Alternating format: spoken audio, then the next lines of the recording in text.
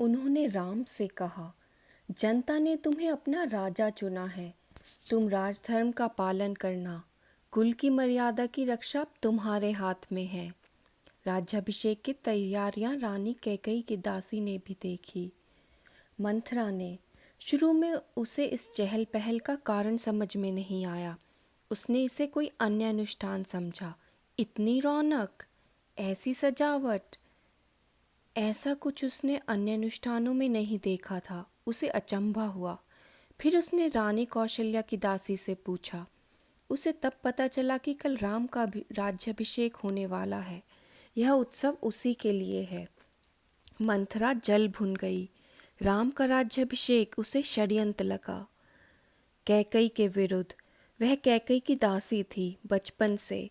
कैकेयी का हित उसके लिए सर्वोपरि था। मंथरा उसे अपना हित मानती थी। वह कैकेयी की मुँह लगी थी। रानी कैकेयी भी उसे बहुत मानती थी।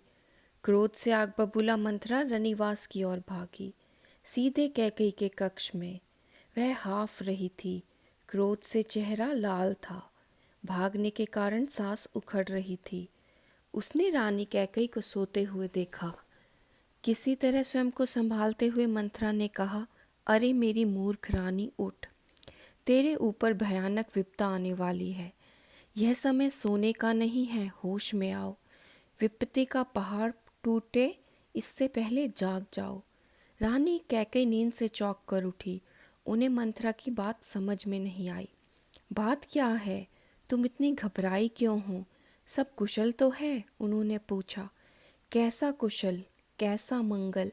सब अमंगल होने वाला है। तुम्हारे सुखों का अंत। महाराज दशरथ ने कल राम का राज्याभिषेक करने का निर्णय लिया है। अब राम युवराज होंगे। यह तो बहुत शुभ समाचार है। कैकेयी ने प्रसन्नता से अपने गले का हार उतारकर मंथरा को दे दिया। मैं बहुत प्रसन्न हूँ। राम युवराज पद के लिए हर तरह से योग्य हैं। रानी, तुम्हारी बुद्धि फिर गई है, मति मारी गई है। सवाल राम की योग्यता का नहीं है, राजा दशरथ के षड्यंत्र का है। तुम्हारे अधिकार छीनने का है। मंथरा ने हार दूर फेंकते हुए कहा। यह षड्यंत्र नहीं तो और क्या है? कल सुबह राज्याभिषेक है। भरत को जानबूझकर ननिहाल भेज दिया, समारोह के लिए बुलाया तक नहीं।